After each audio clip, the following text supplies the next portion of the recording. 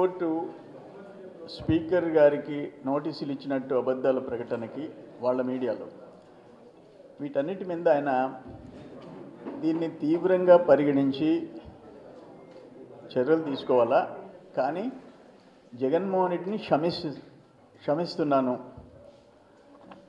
శాసనసభ్యులకి వదిలేస్తున్నాను అన్నారు. మేమందరం కూడా ప్రివిలేజ్ కమిటీ వేసి దీని మీద ఒక నిర్ణయం జరగాలని చెప్పేసి కోరాం.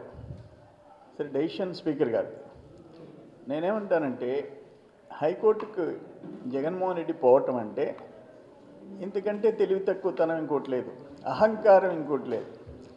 ఒకసారి 2014లో లోక్సభలో 10% ఆఫ్ ద స్ట్రెంగ్త్ లేకుండా రాహుల్ గాంధీ గారు ప్రతిపక్ష హోదా కావాలని సుప్రీంకోర్టుకి వెళ్ళారు. సుప్రీంకోర్టు తిరస్కరించింది. సేమ్ ఇష్యూ ఒక్కసారి అత్యున్నత న్యాయస్థానంలో తిరస్కరించిన తర్వాత, రిజెక్ట్ చేసిన తర్వాత సేమ్ సబ్జెక్ట్ మీద అదే అపీలు హైకోర్టులో వేస్తే వస్తుందా? అన్ని పచ్చి అబద్ధాలు. అది కూడా చెప్పారు స్పీకర్ గారు. అప్పుడు పి జనార్దన్ రెడ్డికి ప్రతిపక్ష హోదా ఇచ్చారన్నారు, పచ్చి అబద్ధం. ఈ విధమైన పరిస్థితుల్లో ఆఖరాన స్పీకర్ స్థానానికి కూడా గౌరవం లేకుండా మాట్లాడే పరిస్థితి వచ్చింది. డెఫినెట్గా నెక్స్ట్ టైం అయినా స్పీకర్ గారు ఆలోచించి చర్యలు తీసుకోవాలని చెప్పేసి శాసనసభ్యుల డిమాండ్ ఉంది. అట్లే ఆయన ఈరోజు ప్రెస్ కాన్ఫరెన్స్ పెట్టున్నాడు. ఆయన చెప్పాడు, ఆయన టైంలో 40 లక్షల మందికి ఉద్యోగాలు ఇచ్చానని. నేను లైవ్ చూసా. 40 లక్షల మందికి ఉద్యోగాలు 19 నుంచి 24 మంది లోపల 2019 to 24. అంటే ఈరోజు మైనర్స్ పోను 5 కోట్ల మంది జనాభాలో, చదువుకునే విద్యార్థులు పోను, 18 ఏళ్ళ లోపల ఉండే వాళ్ళని పోను, ఒకవేళ 4 కోట్ల మంది ఉంటారు. దాంట్లో 10% ఉద్యోగాలు ఇచ్చేసాయంట. 40 లక్షల మందికి ఉద్యోగాలు అంటే 40 లక్షల కుటుంబాలు సేవ్ అవుతాయి. ఆయన ఇచ్చాడంటే ఎట్టి ఇచ్చాడో అంటే గవర్నమెంట్ జాబ్స్, ఇండస్ట్రీస్లో వచ్చిన జాబ్స్, తమరు పరిశ్రమలను తరిమేశారు. ఇప్పుడు తెలుగుదేశం కూటమి పారిశ్రామికవేత్తలను బెదిరిస్తుందని చెప్పాడు. అమర్ రాజా అనుబంధ సంస్థ ఎందుకు వెళ్ళిపోయింది? కియా అనుబంధ ఎక్స్పాన్షన్ ఎందుకు కర్ణాటకకి వెళ్ళిపోయింది? అమర్ రాజా ఎందుకు తెలంగాణకి వెళ్ళిపోయింది? Krishnapatnam exports and imports container port ఎందుకని తమిళనాడుకి వెళ్ళిపోయింది? ఎవరు బెదిరించారు? అంటే ఇటువంటి పచ్చి అబద్ధాలు పెట్టి ఒక మాజీ ముఖ్యమంత్రిగా నువ్వు ఇంట్లో కూర్చొని భజన చేసుకుంటూ శాసనసభకు రాకుండా అబద్ధాలు చెప్పడం ఎంతవరకు న్యాయం అని చెప్పేసి నేను అడుగుతా ఉండా. నీకు ఆఖరణ సేమ్ ప్రతిపక్ష హోదా మీద ఒక సుప్రీంకోర్టు తీర్పు కూడా నీకు అవగాహన లేకపోతే నువ్వేం పార్టీ నాయకుడివి అని అంటా నేను. అన్ఫార్చునేట్. ఇప్పుడు ఆయన చెప్పినాడు పెన్షన్లు, ఓల్డ్ ఏజ్ పెన్షన్స్ మీద ఏదేదో ఫిగర్స్ చెప్పాడు. నేను ఒక్కటి అడుగుతుండా, ఓల్డ్ ఏజ్ పెన్షన్స్ 30 రూపాయలతో ఎన్టీ రామారావు గారు స్టార్ట్ చేస్తే 70 రూపాయలకి చంద్రబాబు నాయుడు గారు పెంచితే, 70 రూపాయల నుంచి 200 రూపాయలు కాంగ్రెస్ ప్రభుత్వాలు పెంచితే, కాంగ్రెస్ ముఖ్యమంత్రులు పెంచితే, 200ది 1000 రూపాయలు చంద్రబాబు నాయుడు చేస్తే, 1000 రూపాయలని 2000 రూపాయలు చంద్రబాబు నాయుడు గారు చేస్తే, 2000 రూపాయలని 19-24 మధ్య 5 వాయిదాల్లో 4 వాయిదాల్లో 1000 రూపాయలు జగన్మోహన్ రెడ్డి పెంచితే, 3000ని 4000 చంద్రబాబు నాయుడు గారు పెంచాడు. అల్టిమేట్గా ఏమైంది?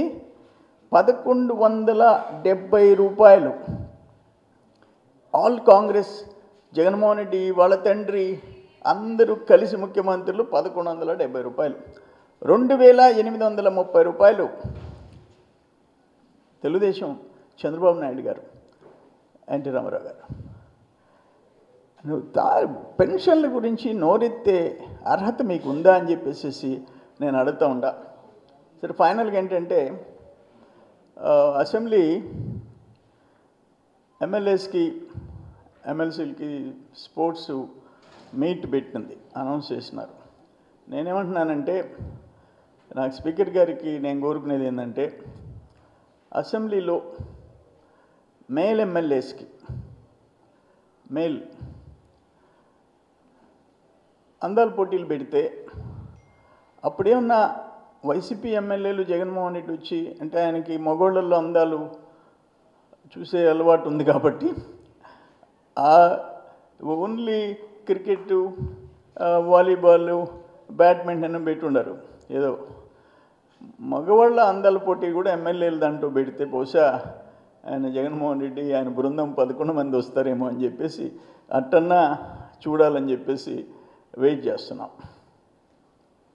మంచిది. తర్వాత ఇది ఇంకొకటి చెప్పాడు ఈరోజు, ఎంత అబద్ధం అంటే ఆల్రెడీ 4 లక్షల ఉద్యోగాలు ఇచ్చేసినట్టు పచ్చి అబద్ధం చెప్పినారు అని చెప్పి.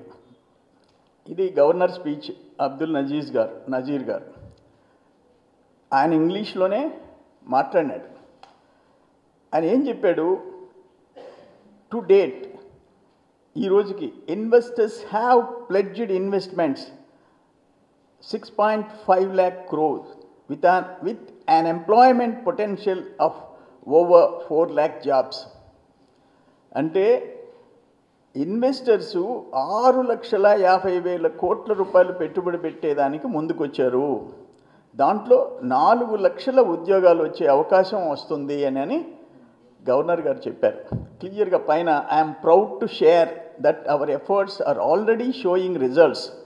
We are attracting global giants like Google, ArcelorMittal Steel Company, Tata Power, Greenco Group, BPCL, TCS and others with massive investments అని చెప్పి ఈ సెంటెన్స్ టు డేట్ అంటే ఈ రోజుకి ఈ పైనుండే ఇన్వెస్టర్స్ 6.5 లక్షల కోట్ల పెట్టుబడి పెట్టేదానికి ముందుకు వచ్చారు.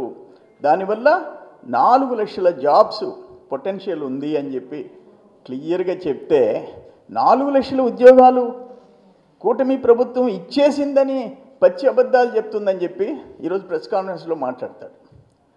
ఒక మాజీ ముఖ్యమంత్రికి ఉండాల్సిన, ఒక లెజిస్లేటర్కి ఉండాల్సిన లక్షణాలు కూడా జగన్మోహన్ రెడ్డిలో లేవు.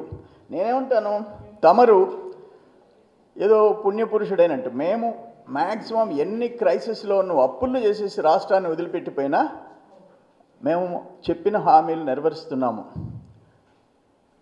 దాంట్లో ఫర్ ఎగ్జాంపుల్ తమరేం చెప్పారు, 2019 ఎలక్షన్స్లో ఏం చెప్పారు, రాగానే మద్యపాన నిషేధం, 3 రాజధానులు, ప్రత్యేక హోదా, పోలవరం, వారం రోజుల్లో సిపిఎస్ రద్దు, ఏటా జాబ్ క్యాలెండర్, ఏటా డిఎస్సి నోటిఫికేషన్. ఇవన్నీ కూడా చేసావు కదా నువ్వు వీటన్నిటిని ఇంప్లిమెంట్ చేసావు. తమరు చేసింది ఏంటంటే, నేను ఆల్రెడీ చెప్పా, జగనన్న జల్సా పథకాలు చేసావు, జగనన్న టోకరా పథకాలు చేసావు, ఆ పేదోళ్ళ గిరిజనులకి ఎస్సీలకి జగనన్న పేక మేడలు, కూలిపోయే మేడలు కట్టావు, పూర్తి చేయలేని మేడలు కట్టావు. అంతవరకు నువ్వు చేసావు, మేము కాదంటంలా. కానీ ఈ విధంగా శాసనసభకు వచ్చే దమ్ము లేకుండా ఇంట్లో ప్రెస్ కాన్ఫరెన్స్ పెట్టి పచ్చి అబద్ధాలు చెప్తా 40 లక్షల ఉద్యోగాలు నేను 5 ఏళ్లలో ఇచ్చానని చెప్తూ పరిశ్రమల్ని బెదిరిస్తుంది కూటమని చెప్పి నువ్వు పరిశ్రమలను తరిమేసి, పారిశ్రామికవేత్తలని తరిమేసి అవన్నీ ఇతర రాష్ట్రాలకు వెళ్ళిపోయి నువ్వు మాట్లాడితే ఎక్కడ న్యాయమో అని చెప్పి, అందుకే నీకు 11 సీట్లు ఇచ్చారు. మేము చెప్పినవి క్లియర్గా ఈ బడ్జెట్లో పెట్టాం. ఎన్ని క్రైసిస్ ఉన్నా 1 after 1 ఇంప్లిమెంట్ చేసుకుంటూ పోతాం. మరిన్ని వీడియోస్ కోసం ఛానల్ ని సబ్స్క్రైబ్ చేయండి. లేటెస్ట్ అప్డేట్స్ కోసం వాట్సాప్ ఛానల్ ని ఫాలో అవ్వండి. ఆ లింక్ డిస్క్రిప్షన్ లో ఉంది.